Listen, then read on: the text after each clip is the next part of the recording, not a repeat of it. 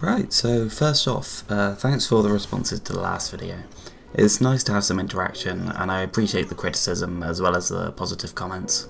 So if you want to lay it on me about my monotone delivery and unordered presentation style, just go ahead. I suggest you have a look at the work Dak Attack posted on Ultimate Charge. He uses the average damage and healing from overbuff, adds it to the points per time of a usual game, which have been chosen to be 15 minutes for each character, then gives a number which correlates to the amount of ultimates per game they can produce, given that the ult gets used reasonably fast. The limitation was that overbuff can't give you the number between certain ranks, meaning that he had to include bronze to GM and couldn't narrow it down to diamond or up or something like that. Obviously all the numbers are highly variable based on both team comps and really meta dependent, but it's quite interesting to look at anyway. So I'm going to start with the recent changes. I said about Blizzard not balancing around Ultimate Charge, and immediately after finishing the video, Torbjorn got a 10% buff in charge rate. I also completely forgot about Jank's ultimate getting a 10% nerf. So the total number of times Blizzard has changed ultimate charge numbers without reworks is now at 3. May's charge rate increase came at the same time as they buffed Blizzard's radius, and Junkrat's charge increase came when they buffed his damage. Meaning that both of the previous changes came with the rationale of keeping the power level of the character the same when they changed a different part of their kit. But this is an acknowledgement that Torbjorn's power level is simply overall lower than they want, and it's the first time they've used ultimate charge rates to directly buff a character. Maybe at some point in the future some of your favourite gun wielders might get the same treatment and get some sort of cost taken off their ultimate charge. Eyes on the bad guys. Enemy contact. Regardless, all the Imgur links have been updated with Torbjorn's new values, which puts him between Zarya and Sigma. He's no longer the most expensive DPS ultimate in the game, but 10% isn't enough to make his ultimate that much better in terms of efficiency. He has however left Soldier and Bastion as the most expensive DPS ultimates now, making it more and more clear why Soldier's pick rate has been in the toilet since forever. So to summarise my last video, ultimate charge is generated at 5 points per second, with each point of damage or healing giving you a single point of ultimate charge. Neutral spam is any damage done that doesn't aid in kills or drain the opponent's resources, and trades ultimate charge between you and the enemy healers. Points are drained from the 1-to-1 damage to healing conversion system, some of the worst offenders being overuse of health packs, healing when you have your ult and the other healer doesn't, and finishing stragglers who would have been killed anyway despite already having your ult. High healing capacity healers can always get the ultimate first by funneling damage done straight into their ultimate charge. Characters who aren't efficient and have a self heal should refrain from using it where possible, because taking damage isn't feeding on its own, but taking damage and either dying or putting that charge into your terrible whole hog ultimate or something along those lines is feeding. Before getting into my expansion on the last video, I'm going to explain a bit more about what I perceive to be Blizzard's design philosophy around ultimate balancing, and run through some oddities in where they failed. I can imagine they wanted each character to generate their ultimate at around the same time, but they wanted the powerful ultimates to be coming around a little less often than the weaker ones. The reason why some characters have had a stupidly high or stupidly low charge rate has been pretty apparent since the launch. And while I have absolutely no basis for this, Blizzard seems to have set the total charge rate hero by simply doing some playtesting and then just choosing values that felt right. Because of this approach at the launch, and since they haven't really tweaked any of the values since then, we're in a situation now where all the characters they packed a ton of DPS or HPS into get a large tax in terms of how much charge it takes to get their ultimate. And the characters who have very low damage have large discounts to their ultimate. There also seems to be a kind of hybrid tax in place, where the DPS characters with the capability of healing were seen to have a supplementary way to charge their ultimates, and so Blizzard purposely gave them more expensive ultimates. So when thinking about how Blizzard have balanced the hero's ultimate costs, we've got 3 different things to consider. So ultimate generation speed, ultimate quality, and hybrid taxing. There's a few interesting DPS and tanks I want to bring up. Soldier, Bastion and Roadhog are the main recipients of the hybrid tax, having the least efficient ultimates out of every character in both the DPS and tank roles.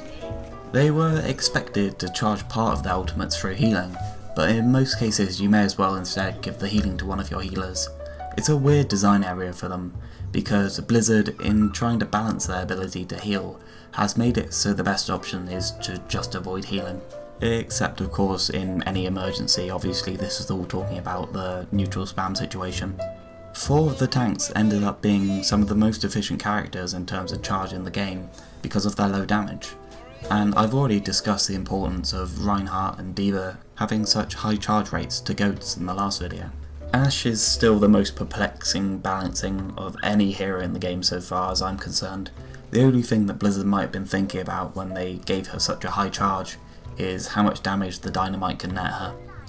But as with every single character, if you give them really expensive ultimates because they're so good at spamming, spamming stops being productive because it charges the enemy healers faster than your own ultimate. The healers are special when you're talking about ultimate charge in Overwatch, and it's interesting to understand the differences between them and the decisions behind the balancing so far by Blizzard. Lucio used to have a really high ability to gather points in the form of long range auras, high amp healing and ability to do supplemental damage, meaning that his ultimate meter charged incredibly fast compared to Zen and Mercy, as well as having a good ultimate, so it figures that his ultimate got hit with the highest charge in the game.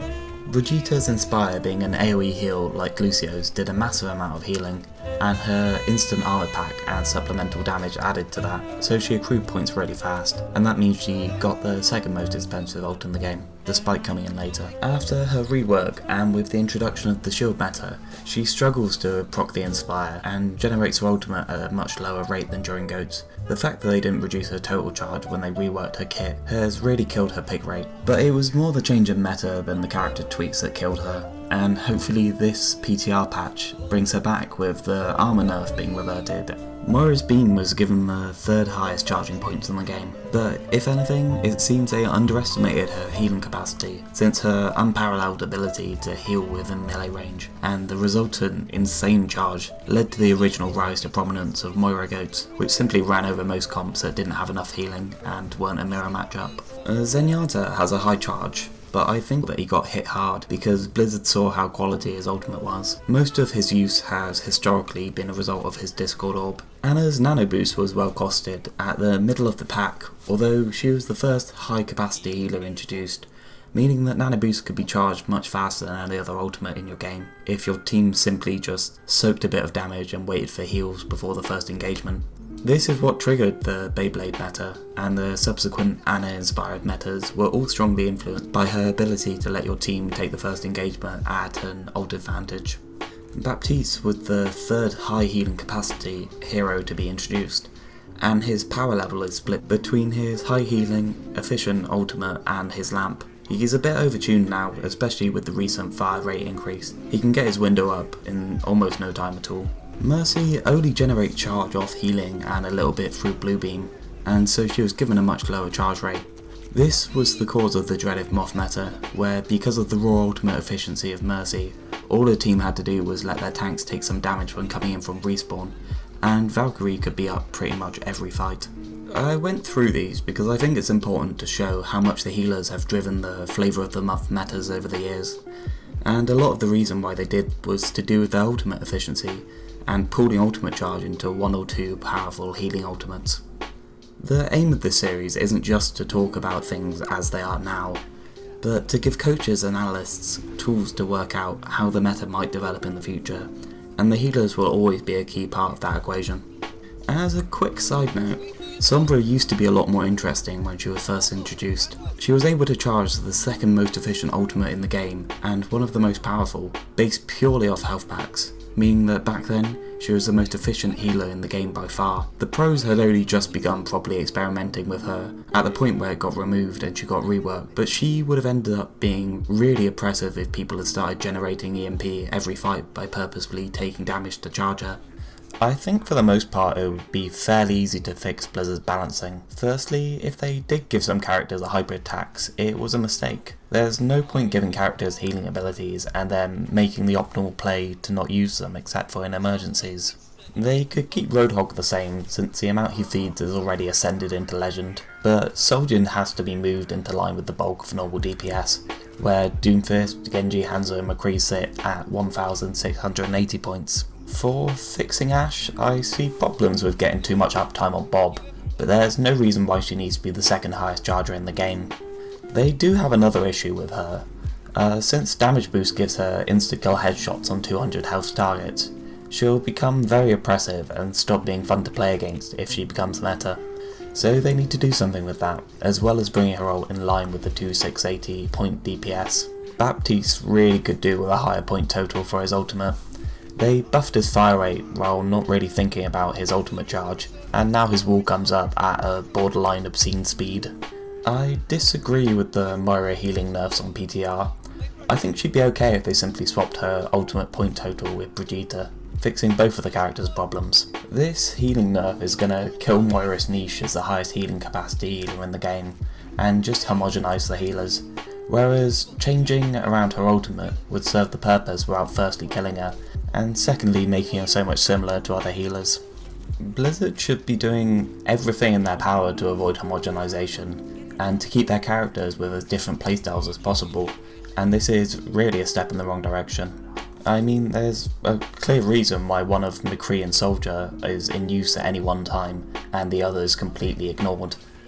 When characters fill similar roles, one is generally found out to be better at doing the same thing than the other. On the positive note though, I think they've done a great job at balancing the tanks. I don't know if that's by good design or accident, but the low point total of the 4 main tanks really complement them, and help to make the game more diverse in ultimate charge points. I like extremes, I like variety, and if every character had the same ultimate point total, the game would be boring. I want Moira to have a terrible ultimate and charge it really fast, and I want other characters to have incredible ultimates that charge slowly, just to bring a bit of spice to the game.